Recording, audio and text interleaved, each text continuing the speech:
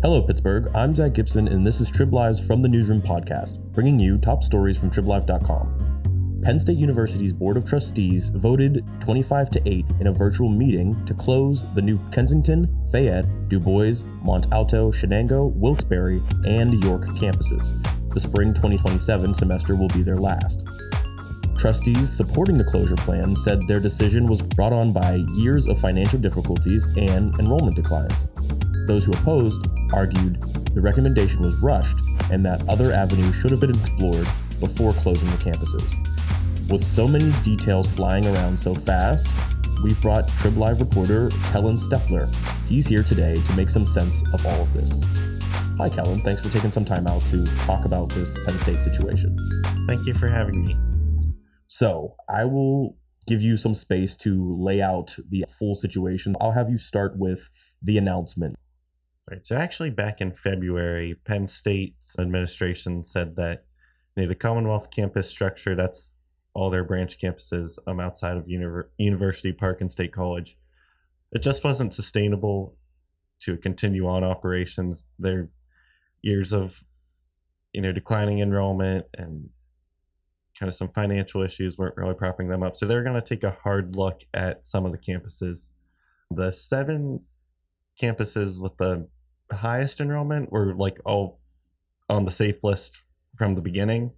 That was Altoona, Harrisburg, Lehigh Valley. Those were all safe. So they were really looking at 12, and all the ones in our region were part of those 12 that were subject to consideration. So Beaver, Greater Allegheny, New Kensington, and Fayette, that was kind of up in the air. There were some town hall meetings in probably all the communities where the 12 campuses were. I know New Kensington had 2 town hall meetings, just kind of demonstrating the importance there. Students talked about the affordability and accessibility that Penn State New Kensington had, whether you lived in Penn Hills or Lower Borough or Upper Borough or Natrona Heights. So that was one thing. Some of the programmings there, New Kensington had a radiological sciences program that was pretty strong within the Allegheny Health Network. So just kind of raising awareness of the Penn State New Kensington or the other Commonwealth campuses and what they're able to do in the communities they serve. I guess another big thing for New Kensington's sake was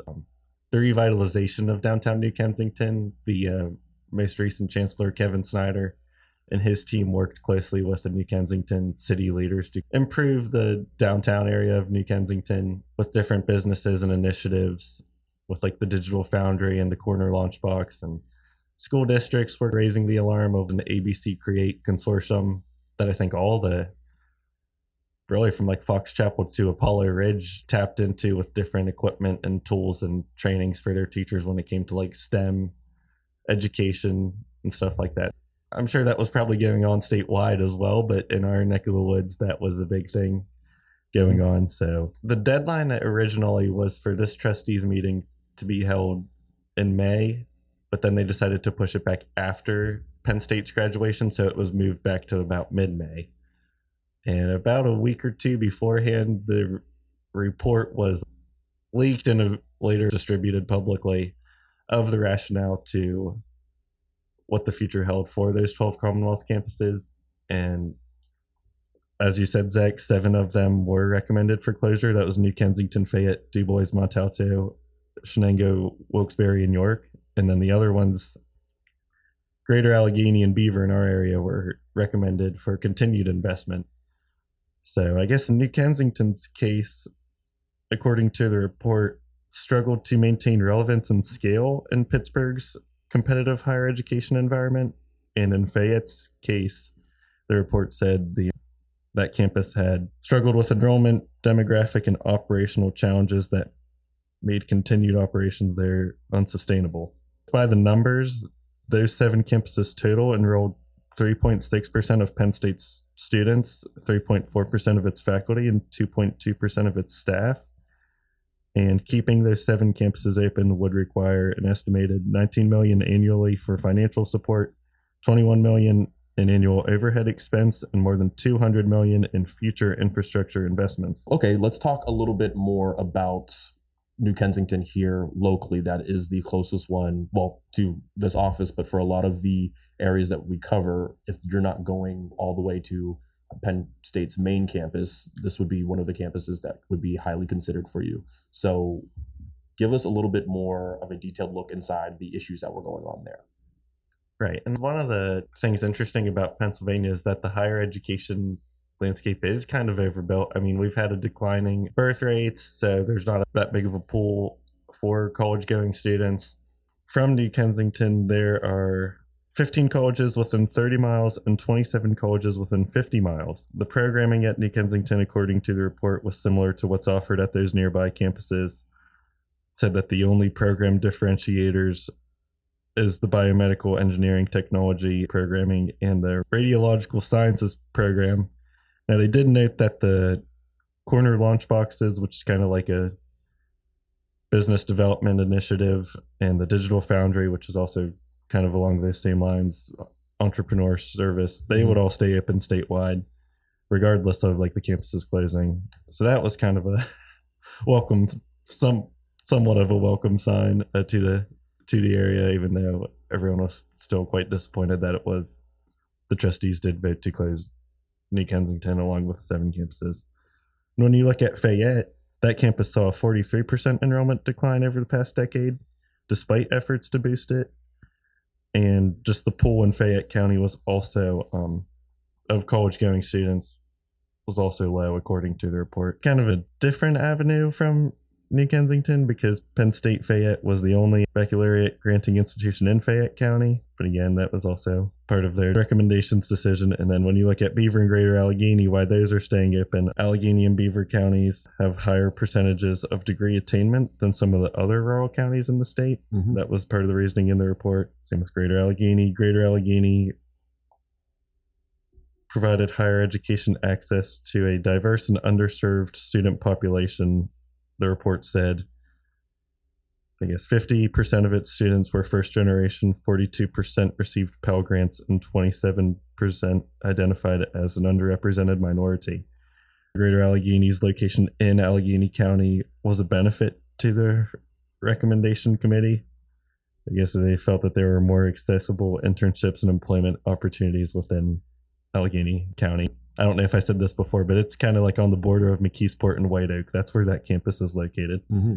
So based on these numbers, it sounds like for the local area campuses that it was decided that they would remain, there is more of a, based on the statistics that they presented, there is more of a need for these campuses to continue based on the types of people they serve there. Whereas for those campuses that it was decided they would be closing in 2027, the pool of students just isn't as attainable or maintainable in those spaces. Like you said, for New Kensington, there's 27 schools in a 50-mile radius. Yes, there are 27 colleges within 50 miles. So it's not exactly few and far between for students to have multiple options there. But now that we've laid out the rationale behind these closures and adjustments with Penn State, what have some of the people who are part of these campuses, how are they feeling? I'm curious to see what the reactions you've gotten while covering this story. There's just kind of been an overall sense of disappointment. I think people understand the numbers, and like this wasn't something Penn State did with enthusiasm. Like it's a very tough decision. A few trustees said it'll be the hardest decision they make during their time on the board. But when you look at the numbers, it's different. Penn State also kind of juggled with its land grant mission to serve those students. I mean, when you look at the Commonwealth campuses, they do serve more adult learners or Pell Grant recipients or veterans than the campus at University Park does. Penn State says it can still continue its land grant mission because all the extension offices will remain open. The World Campus, which is their online program where people can get certifications and degrees, that'll still be a viable option for people. But just kind of disappointment. Like when you go to college, you become part of that community or have access. I mean, you get a Penn State degree, whether it's at New Kensington or University Park or Mont Alto or wherever. So you kind of have that sense of pride. I know that once a decision was made, there was a student who just finished up her freshman year at Penn State New Kensington from Georgia. She told me that she wanted to, her mind was set on Penn State but she wanted a city, and State College didn't really fit that bill, and she wanted a smaller campus, and University Park didn't really fit that bill, but New Kensington did. So she was able to kind of immerse herself and get some opportunities there. And she would have been able to stay all 4 years at Penn State New Kensington and graduate with a bachelor's degree. But Penn State said that they're going to let students know of their options. Like, they're not abandoning any students. They were going to have navigation coaches to reach out and figure out future ways to finish career paths. But at this time, she wasn't really interested in that. She figured that she would just go back to Georgia and finish her junior and senior years there. She'd finish up her sophomore year next year at Penn State New Kensington and then head back home. I mean, it's just kind of a disappointment to some people. And even the president of Penn State, Neely Bendapudi, said at the meeting, she said, this is not anyone's fault at any of the Commonwealth campuses. It's not for lack of trying or lack of success there. It just wasn't sustainable at the end of the day. Okay. Now, according to your story from President Neely Bendapudi, she says exactly no one at the Commonwealth campuses is to be blamed for the situation they're in. In fact, it's quite the opposite. But the numbers kind of say otherwise in some ways. So according to Penn State, the closing campuses save around $50 million annually and clear out about $200 million in maintenance backlogs at the campuses. Now, obviously, that is a number that I'm sure factored into these decisions, which isn't necessarily presented as the flagship rationale for these closures. But what I'm also hearing from your responses when it comes to these reactions is that for a lot of the students, it's not so much about the stats that were presented in their closure rationale. Rather, for a lot of these students, they liked these schools for this experience option that they presented. The idea of a Penn State degree without the giant school experience seemed to be attractive to a lot of people at these Penn State campuses, although not a large amount relative to the Penn State student population.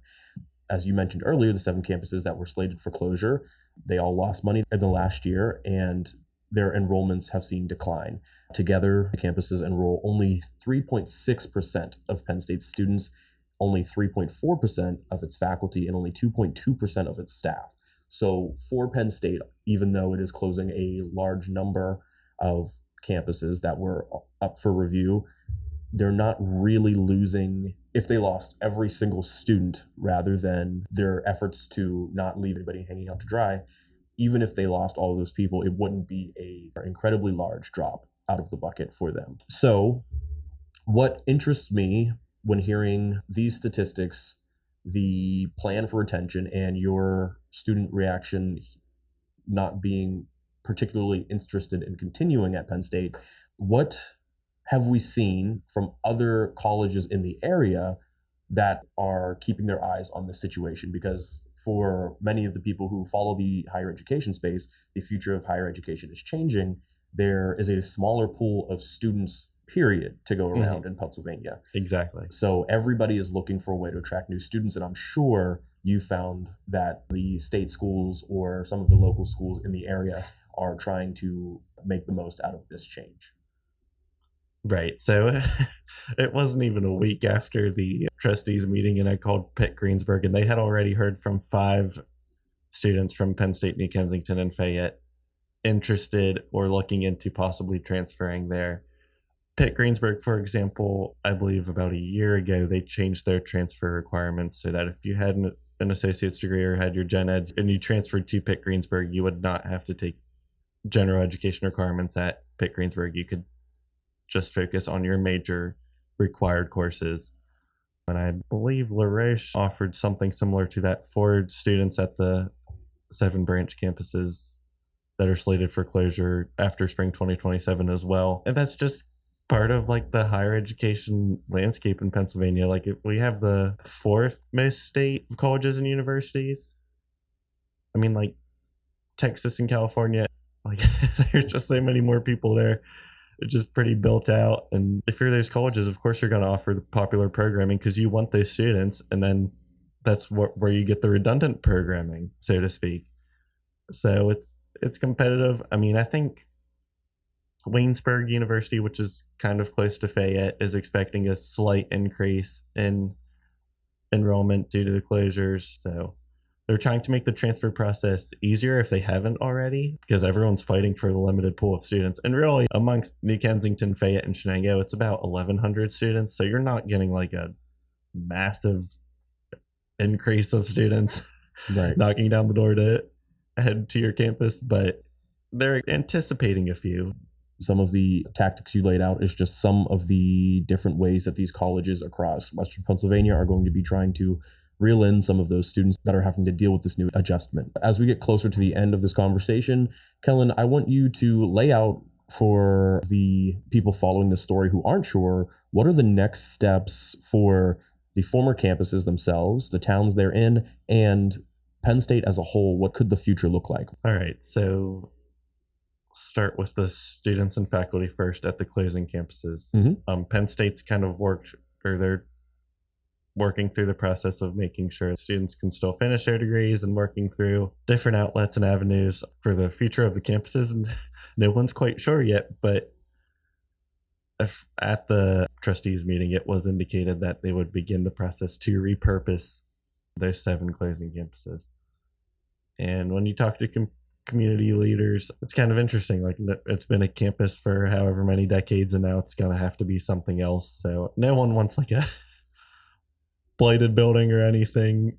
Everyone wants some sort of like development there, but maybe it can still be a hub for education or technical education or technology. So yeah, Penn State indicated that they would work with local community and business leaders and state and federal officials in these areas to figure out a plan to make sure that those campuses continue to be community hubs, so to speak, in the locations that they're in. Yeah, I guess the last part of that question was the future of Penn State. Yes. So I talked with experts about this too, and most of them say that it's going to be disappointing at first, but it's probably not going to have too big of an impact on the Penn State brand.